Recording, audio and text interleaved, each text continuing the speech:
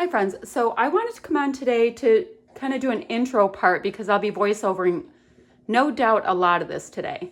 So we are kind of self-isolating right now like a lot of you are, so I'm going to start doing a little bit of meal prep, and that's just some of the things that are on the counter. So let me tell you what I have planned. Well, first of all, I have some disinfectant on my counter, so I'm going to clean that while I talk to you real quick.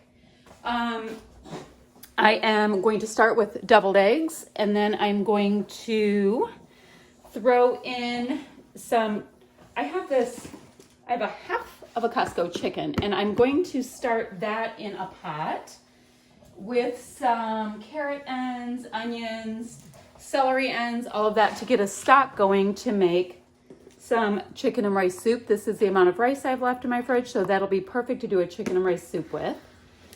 I'm going to throw deviled eggs in. I'm going to throw hard-boiled eggs into my Instant Pot to do deviled eggs. I'm planning on making sloppy joes, Salisbury steak. Let's see. You can see some of my ingredients. I have Salisbury steak, sloppy joes going, corned beef hash out of the corned beef. Oh, my daughter's saying chicken rice soup, which I just said. She wasn't listening.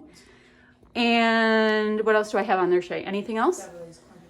Salisbury steak, chicken rice soup, sloppy joes. All right, that's what I'm planning on making, but usually things keep going. So we're going to see how it goes, and I'm going to take you along with me. Okay, so I'm starting with getting my eggs hard boiled. I use the Instant Pot to do that. You know, just the 1 cup of water, throw your dozen eggs in, set it for 8 minutes on manual, and I let them naturally release for 5 minutes after that, and then I'll show you where we go from there. All right, Mason, these are sprinkles. I'm gonna start prepping my veggies for my stock. So I have a bag of onions, thank you Aldi. About, a nice handful of carrots. I have a half of a head of celery, and I also have an extra onion. So all I'm gonna do to prep my veggies for stock is cut off the ends, and I'm not worried about the peels right now. Actually, I'll throw the peels in as well after I peel them, but I wanted to get my stock going. So I have the ends of that just rinsed off, cleaned off, whatever you want to say. My celery, I'll get that cut nicely. Just going to cut the ends on this side. All the rest of this bunch will go into the actual soup. So that is the first little pile of veggies. I have a half of a little onion. These are really small. I'm used to getting the big giant ones, but I've been buying the bags the last couple days at Aldi, and it's just gonna have to work. So I'm probably gonna have to use 3 onions for this soup. Now, when I make my soups, I literally go through my fridge. I mean, there's always onions, celery, carrots, right? Then I'll go through my fridge to see if there's anything else. Like, oftentimes I'll end up having, those last leftover bits of spinach and all that kind of stuff in there. So I'm not super choosy. I may end up putting in some stewed tomatoes, something like that. It just seems like we need something a little bit heartier right now. I mean, outside it did get up to 60, but it was like in the middle of the night, and it's dropping all day, and right now it's high 40s, and it's going to drop more during the day today. So we're not looking at good weather. It's actually really, really gloomy as well. So what do I have? I have 1 more onion that needs to go in here, and I'll put a baby one in. And then all I'm going to do with these off-cut veggies, these little pieces to make my stock, I'm going to saute them up in a good tablespoon and a half of olive oil. Get them kind of releasing their flavors a little bit. And then, those onions are strong. Once they start releasing their flavors, I am going to pop my half of a Costco chicken. I'm going to take off the skin though. I'm going to pop that in, cover the whole thing in water, and then the chicken just starts falling off the bone so nicely in a good half hour or so. I'm going to, let it cook as long as it wants, because I'm going to be busy making all these other things, and then pull off all the chicken, and I'll show you where I am at that point. Look at how great these veggies look in the pot. So I do have, I'm going to say 1.5 tablespoons of oil in the bottom of the pot. I have it just a little bit over medium, but you know, your stove works how your stove works. So I'm just going to start heating them up, getting them warmed up, all that kind of stuff, which is going to really release their flavors. I like it when it kind of has a little bit of browning on the veggies. It just has so much more flavor when you do that. So I thought I'd show you what that looks. Now behind me, I can hear that the Instant Pot, the pressures come up, so that will get going. So I'll have the eggs going while I start my stock. And the next thing I'm going to do, watch out, I'm going to be moving, and I know that's tough for a lot of people. I do have some leftover corned beef and potatoes from a St. Patty's meal I had, so I'm going to do a really nice quick corned beef hash with that. Now I think I'm going to have to bring in a little bit more potatoes, so I'm going to really quickly get them washed up and slice them up and get them on to boil so they have time to kind of dry out when I'm ready to make that dish. So I'm prepping these red skin potatoes really quick to make my corned beef hash. Really, it's going to be easy. See over here, I have a pot of cold water, throw the potatoes in. I'm not going to need a ton because when I have corned beef hash, I do like the corned beef to be the star of the show. And since my corned beef is already cooked off, I'm going to just go ahead, grab another cutting board out and cut it up. Not fine, but well, it might fall apart a little bit too because it was in the slow cooker. So yeah, it's just a matter of getting my pieces to about this size, putting it together. I will fry off some onions first, but I'll take you along with me. I don't want to get too far ahead of saying what I'm going to do when you're going to see it. Can you hear over there the veggies for my soup are cooking? You know, those offcuts, they are getting nice and browned up, so they will taste fantastic in my stock. Now, when I can, I prefer to make my own stock because, I mean, you just have a bunch of veggie pieces you're going to throw away anyway, so why not? And the Costco chicken, like anytime you go to Costco, it's kind of like an entrance fee. You have to buy the chicken. So, you know, usually people attack the chicken when I first get home. And then they don't touch it, and I 9 times out of 10 have enough chicken left on the rotisserie chicken to go ahead and make a soup out of it. So my family's used to me making a soup out of just about anything. And we are pretty much self-isolating here in the house. My husband and son are working from home, and my 2 daughters' college is now fully online, so everybody is here.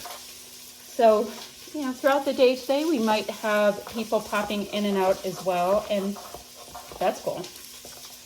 So let's see, I think I may have, you can see here, enough potatoes for my corned beef hash. Like I said, I'm not concerned with it being like potato hash. And let's see what I have for my corned beef part. Yeah, I have this piece of corned beef, so I definitely have enough potatoes, and that's gonna have to be perfectly fine. All right, I'm gonna stir up my veggies for my soup. I'm 4 minutes in on the Instant Pot for my hard-boiled eggs, and I'll be right back. Now, in the event that anybody asks, my hands are extremely clean. I wash them over and over when I'm cooking. I do keep a separate cutting board for my meats and separate knife for my meats as for my veggies. So that is not a concern for me, but in case you were going to bring it up, I've been meal prepping and cooking large quantities for years and years. It's the way I cook all the time, not just because we're, you know, isolating. We've always been kind of a sport, athletic, active family, and I have found that it just works better for our style. Like, come on, little chicken. Like, how do these little rubber bandy things get so embedded? Okay. So this is a part, I know it's kind of gross. Just getting that extra skin off, and I know some people love the skin and the fat, but we end up usually removing all of that. You're gonna get a lot from the flavor, but you know, a lot of the flavor is actually just coming from the bones as well. not a big deal. I just like to shimmy off most of it, and I'm gonna put this right on top of my veggies that are cooking away. And fill it up with water. I'm gonna have to grab some bay leaves, throw them in, and figure out which seasonings I want. I've been trying to use up bits and pieces of certain seasonings because I buy a lot of them from Costco. So we might be doing that today. I have to see what I have in there. Let's get this kind of gooey, gross fat bits off, and I'll be back to show you what's next. All right, so I have my Costco chicken, minus most of the skin in the pot, with my browned up vegetable offcuts. Now you see right there that I have a bay leaf in, but I do have 2 bay leaves in. One is hiding. And I said I was gonna see what herb mixes need to be used up, so I guess it's pink Himalayan and sea salt will be the herb mix going in a lot of my food today. Oh, it looks good. It has pink Himalayan salt, garlic, lemon peel, red bell pepper, basil, oregano, spices, whatever that is, and natural flavor. But this is one of those things I do when I get my cook on. I like to start using up the last bits left over. And my chicken soup always has a nice amount of thyme in it. So that's what that is. All right, so that is going. And I have it on high to bring it up to a boil. That'll be fantastic in a few hours. Not now, in a few hours. And then over here, sorry, we're doing movement again. Over here, I have my Instant Pot on. I have 3 more minutes before I depressurize it manually. So friends, at this point, I have my corned beef, the potatoes for my corned beef hash. They are boiling, so I do want to get a little bit of the fat off of this corned beef. And then I am going to just do a nice slim cut on this corned beef. I did make 2 3-pound, I guess, corned beef roasts. Is that what you would call them? I did make 2, but they kind of went really quick in my house. So I'm glad I'm not going to have much waste, but you know, I just end up where people will really eat a lot, you know, when you first make something, and then it really tapers off. I'm just going to get kind of that piece of fat off right there. There's plenty of fat in here. For those of you that like fat for flavoring, there is plenty. It's going to happen. It's going to be great. It's just a little bit thick on the top there. So I figure people can make some over easy eggs or over medium eggs with this, and they're going to have themselves a party. It's kind of a brunch idea, but I am working through the stuff that is in my fridge right now. Now, I'm very lucky that I usually have, I'd say, a couple months of food in my house at all times. So, because I do a lot of meal prep and I do a lot of freezer cooking. So this is really not terribly different than what I would do maybe once a week anyway. All right, so that is it for my corned beef. Jeez Louise. Maybe I should cut it up just a little bit more. Like I said, I have my potatoes boiling so that they will be able to dry out nicely. That'll be awesome. You know, and I don't want it to taste super pickled, my corned beef hash. So I'm wondering about how I'm going to transition these into another dish. But these might be really good with my Salisbury steak later. That might be awesome, actually. So I think we might do that, and I could even whip them so they would be like really good whipped carrots and potatoes. I think we're going to do that. Okay, kind of excited about that, but that's coming in a bit. All right, I need to depressurize. Let's see if I can make this bend enough that you can watch me depressurize my eggs. I need to get my iPad off of my table. So let me do that.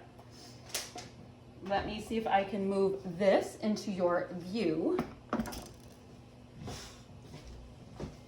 And I'm going to just let the steam come out of that. There shouldn't be much because I've been letting it naturally depressurize for 5 minutes. Maybe 6. I was talking with you. All right. So my little silver button, which is right there, will drop in a second. And what I need to do next is make an ice bath to put my little hard-boiled eggs into. There we go. Now it'll be nice and safe to open. And these peel like a charm. I'm putting this over by my sink just so you know. Getting some of that food off, and now I'm going to make an ice bath for them, and I will show you how easily they peel. It's crazy. All right, so I have this, my ice bath, and all an ice bath is ice with some water, and voila, it's an ice bath. So I do literally just drop my eggs in because I like when they can start cracking off of each other. I don't know why, it makes me happy. And if I can get just a little bit of a crack on them, they end up peeling that much easier because some water gets in between. I know, good times. It's almost satisfying just to watch it. Boop. Now we have sound effects with my eggs. All right, so this is what I'm gonna do, and I'm gonna let them sit for about 5 minutes to start cooling down. Here's a quick soup check-in. My soup is bubbling away, and I just turned it down to a simmer, and I'm gonna let it go for a good hour, let those stock flavors come up. And then over here, I've just got my potatoes boiling so they can soften up nicely for my corned beef hash. Corned beef hash on standby right there. Is there anything else to show you? Really messy dishes because I'll have a ton as I go along. And then my eggs are just about ready for peeling that are in my water bath. And so I'm going to peel them and get them ready to become deviled eggs. So I'm going to take you through my process really quickly. When you have these Instant Pot hard-boiled eggs, I've tried to crack all of them. Doesn't mean they'll all be cracked. And I have my sink running on a really slow drizzle over here because I do like to, if the eggs are being just a little tricky, I like to go ahead and be able to give them a quick rinse, get those little pieces off, but that's how quick these pieces come off. The eggshells come off in the Instant Pot. I have no idea why. It's a little weird, but awesome. So at this point, since I do have an Instant Pot, I wouldn't do it any other way. I've done those different methods where you shake it up in the cup with water and all of that, but this is easily the bee's knees for this process. All right, checking back in with you guys. I have cut my hard-boiled eggs in half. Now, of course, I realized I don't have a fork because that is our house. Hold on, there we go. I've cut the hard-boiled eggs in half, and now I need to set about mashing these egg yolks real quick. And now everybody does their deviled eggs differently. My mother's deviled eggs are so strong with horseradish that your head snaps back. Fine, you know, her preference, that's great. Some are super mild. I tend to change mine around. I'm not super driven by recipes. I use them, I do, because I think it's fun to try new things. But when I'm meal prepping for the most part, like I am now, I'm not really freezer cooking. Like, oh, Jay Morrell at Large Family Table is like the freezer cooking queen, if you like to do that kind of stuff. And I actually belong to her forum group. Okay, so what I'm gonna do, that's smished up, but it'll smish up more. Smish is a term that my grandmother was kind enough to give me. So got some mayonnaise going on in here. I don't even know what kind it is. It's Sir Kensington's mayonnaise with avocado oil. That is from Costco. Then, let's see, I've got some, it says sweet relish, but it's actually not sweet relish. I was out of relish one day, so I ground up some pickles that we weren't eating. So that's what's in there. White wine vinegar, which is where I get most of my tang from in my deviled eggs. And I do want a nice dot of mustard. And then, like most things, I'll have some salt and pepper in there. And then we'll see how the consistency is. We'll see, don't know. Usually have to add a little bit more as you go. So this is where I was saying that it'll end up getting smushed up more when you're mixing your products in. Now, there are some of my subbies that think I move my hands too much when I scrapbook. My hands will be moving a lot during this. So if that is hard on you, because I know it's difficult for a lot of people, hand movements, I'm so sorry, but it's gonna happen in this one. All right, so let's see. How are we feeling about this? I like the consistency because I like when my deviled eggs have a little something something, but I think I do need just a little bit more mayonnaise in them. Just a little bit, make them a tiny bit creamier. There we go. Let's see what that does. They were almost a little bit like that pasty consistency. I do not want that. Now, the food I'm making, like I said, it's not for a party. It's not for anything like that. It's for our house, and we'll eat off of it for the next couple days, and then I will get the urge to get my cook on again. Let me see. And yes, I just stuck my finger in it. It's my house. Let's see. It's tangy. I'm trying to see what it needs. I like it because I do like tang in things. Let's see. Actually, they're awesome. Let's see. Kind of feel like it needs one more dot of mayonnaise in it though. I don't want as much as what I'm getting. Okay, and I think that'll do it. I'm gonna go ahead and fill them and I'll show you what I've got. All right, my friends, these are good except for a quick sprinkle of paprika and we will be good to go. All right, guys, I have a slightly funny view, but I wanted to show you what I have going on. I am browning up the onions for my corned beef hash. Figured I should do it in stages. And over here is my broth that's cooking away from my chicken. And it looks like it could do with just a little bit more water. So I'm gonna go ahead. I have a measuring cup right outside here on my drain board. So let's just get a little bit more water in there. So what you have is soup getting really nice and concentrated with the bone broth, which I love. It's gonna be so much richer than if I did not do so. Okay, so that can keep cooking off. Now what I have right here is the corned beef that I have all sliced up. I'm trying to get every bit of it because I don't have that much. Just wanted to make a little bit for the house. So I'm gonna saute that up with the onions, bring the flavor in a little bit, and then I have my potatoes are drying out on the side here, and they are maybe al dente. They're not cooked till they're mush, because I just don't like that. They are cooked to a nice al dente texture, and some of the flavor, oh, I already smell the flavor starting to render out of that, and that is awesome.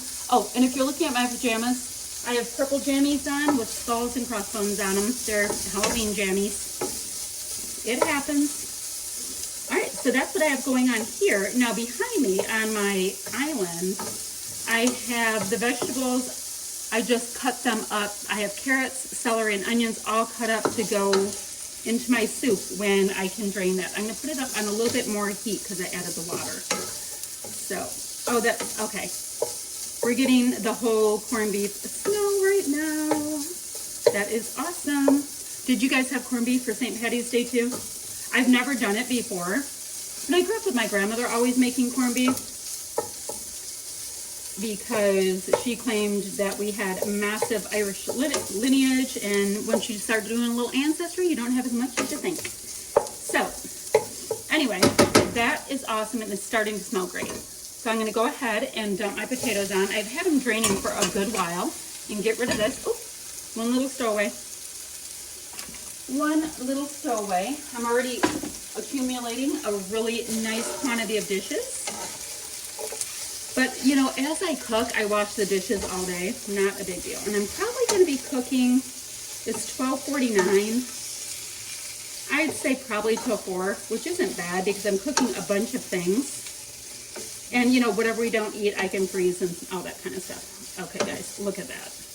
That is looking gorgeous. Now, I did have a couple tablespoons of oil in the pan, so that should work to help me brown up my potatoes. So what I'm going to do now is I'm kind of getting them in a nice flat layer. And I'm going to let them cook for a few minutes before I turn and flip them, and let them cook before I turn and flip them, just so that they can get a little bit of a brown on it. All right, I'm gonna let that go and I'll be right back. All right, so I can finish this off now. It looks great. I've been turning it now and again. I'm gonna let it cook for maybe 5 more minutes after I season it. You just pop in just for color. I mean, I don't even know if dried parsley does anything, but it just makes stuff look prettier. I'm gonna pop a little dried parsley in, and let me grab a big old salt container from Costco, pepper from Costco. I'm gonna mix that around, and for the most part, aside from letting it cook just maybe 3 or 4 more minutes, I like the browning I'm getting. This one will be done. So the next thing I think I'll work on is the sloppy joes. So I actually have canned sloppy joe stuff, and I usually don't do that. Saw it at Aldi, thought I would try it out because I had a bunch of ground beef defrosted. So that's gonna finish cooking off. My soup is doing its thing. I should be able to take out the rotisserie chicken part in a couple minutes and let it start cooling so I can get the meat off of that. So this is gonna finish, that's gonna finish. I have about 30 more seconds left on my dishes. I switched them out. And yeah, I'm gonna cut up an onion for my sloppy joes, and I'll be right back. So quick change of plans. I just added a little bit of oil right here to the soup pot that I was using for the rotisserie chicken to make my stock with. I did go ahead and strain my stock. So I have the veggie part are in a colander, and I saved the carrots for my boys for later. They love them for treats. My stock is just off to the side, and now I'm going to start sauteing up my veggies. And I'm gonna start with my onions because I like them always to get a nice little brown, even more than the rest of the veggies. So we're gonna start there. Give them a chance to be alone in the pot. And now obviously chicken noodle soup, I'm sorry, this is gonna be chicken rice soup, but obviously soup can put a ton of veggies in. But I tend to hide veggies in my foods all of the time. It's just a thing I do. Oh, just a quick question. Does anybody know where you can order them that are just like this? The stir fry style, and not all the other little spoons in with it. I prefer to use the stir fry style over anything when I cook. And I always see them in mixed packs, so you have to buy like 8 utensils to get the 2 that you want. I don't like that. All right, I'm gonna saute the onions, give them a few minutes in the pot by themselves, and add the rest of the veggies. My corned beef hash is done, and I'm thinking it's looking awesome. Look at that. I have veggies chopped over there. I have to chop the onions for my sloppy joe mix, and I'll be right back. All right, so what I have going on here is over here, I'm starting to saute the veggies for my soup, and I have chunks of carrot, celery, onions, and just a little olive oil. That's all that's going on there so far. I did not wash out the pot after I made the stock, so if there's any of those brown bits, they are still in there, and that makes it happy. Over here, let's turn the camera a little bit more that way. I'm just sauteing off some onions. I'm gonna add 2 pounds of ground beef to it, a little bit of garlic, and get that cooked off, and just slap in the sloppy joe sauce. So that one's an easy peasy. Nothing feeling very homemade about that. The onions and garlic will just make it taste a little bit more like home. So this is what I am concentrating on for the most part right here. And my spoon rest needs a clean. Let's pop that in the sink. Gross. I put a dot of chocolate in with my coffee every day, and that's what you saw with some of the chocolate. I know, fascinating. My homemade chocolate sauce. Okay, cooking, nothing more I can do right now with that. So I'm gonna grind up some breadcrumbs for my Salisbury steak. Now, the breadcrumbs I'm gonna use this time are, it always changes. I'm gonna use some leftover bread from 2941 that we just didn't eat. So I'm gonna grind it up and start planning on how I'm gonna make my Salisbury steak. All right, so quick update. My veggies have gotten a little bit of a brown on them and a saute, and they're smelling great. So I'm popping in my shredded up chicken. I just used a fork and got all the meat off the bone. So that's what you see there. So I got a fair amount, enough for a really nice pot of soup. So that can start working in there. Now over here, I have my ground beef. Let me get this little guy that I use to break it all up. So I'm going to just brown off my ground beef. I've got some minced garlic, the kind in the jar, to pop in with it. Going to get a nice brown, my onions are already browned. I'm going to brown off my beef and have that, and then it'll be ready to go whenever anybody wants a sloppy joe in the next couple days. I bought those really good big onion roll buns. I think I only got 8 of them, but not everybody will eat bread in my house, so that works out just fine for the rest of us that want to taste a little bit more like a real sloppy joe. Okay, let me put the stock in. I'm going to pop you back over to look at all the happy colors in my soup. I've got a really nice bowl here of stock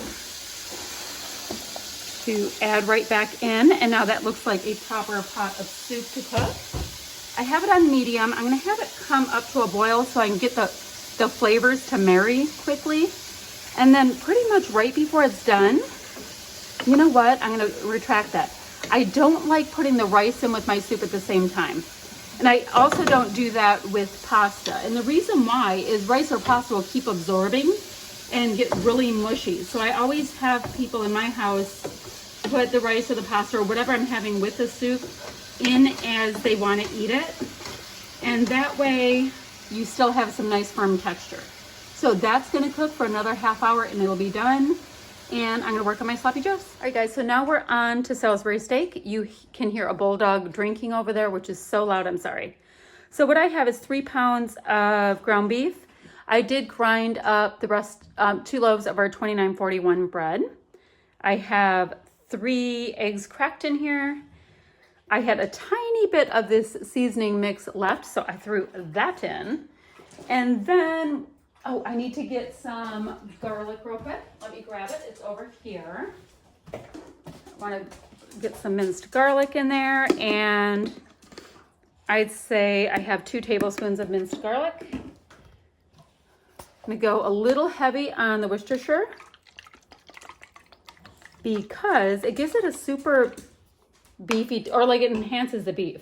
And I always end up putting Montreal steak seasoning into it, which, you know, just gives it kind of that steakhouse kind of thing. All right. So my Salisbury steak's pretty simple. I will end up fixing it with mushrooms and onions and do a gravy and all that, but we're not at that part yet. All right. So now the thing with Salisbury steak is your hands are your very best tool. So you have to get in there and mush it up and get everything incorporated, and it's a little gross. And if it bothers you, I'm sorry. Another thing you can do is always use rubber gloves. If it's too cold, I do have to use disposable gloves because I hate the feel of it when it's too cold. Or you can go ahead and nuke your meat just a tiny bit to get the chill off. But I've had mine resting a little bit out on the counter while I was getting ready to make it. So yeah, like I said, super simple. Oh, did I tell you I put the 3 eggs in? I put in 1 egg for each pound. And now I have a 9x13 tray right back here, and I'm going to form all of my patties for my Salisbury steak and put it in there so that when I'm ready to kind of par cook them, then I have a place for them to sit. And I'll show you, this piece is too hard. I'll show you how I par cook them and all that stuff when I get to that point. So I'll be back in a minute. All right, so what I'm doing here is I'm starting to heat up the oil to brown off my Salisbury steak patties. I like to get a nice little crust on them when I am cooking. I take them off when I'm done, but I'll take you through that. I'll take them off after they have a crust on both sides. You know, nice little browning. Put them on a plate next to me, and then I will saute my onions. I will saute my mushrooms, and then I'll create the gravy. So I'm gonna go get my Salisbury steak patties, show you what they look like. All right, guys, so I have these browning up in both pans. I have 2 that are already browned off to the side. So what I'm gonna do next is slice up, gosh, I have little tiny onions, so I'm probably gonna slice up 3 or 4 little tiny onions and saute them up.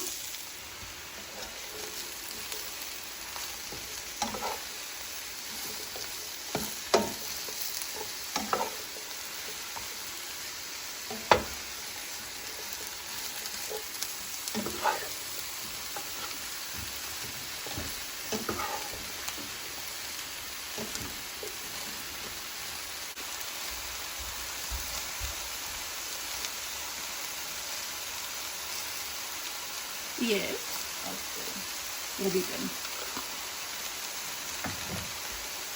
All right, friends, so my mushrooms are nice and cooked down. Look at how much they cook down. It's crazy. I have a couple tablespoons of minced garlic in each pan, and I have pepper as well as some thyme. Now, a lot of times bouillon is super salty, so I haven't added salt yet. I'll figure that out as I go. So I have 4 cups to start of bouillon. My thought was I could try to put 2 in each and see how full I get. Let's put kind of half of the leftover goo in each. We'll see if I need more. And what I'm going to be doing, and I think I'll need more, I'm going to put the heat up to medium-high on both of them.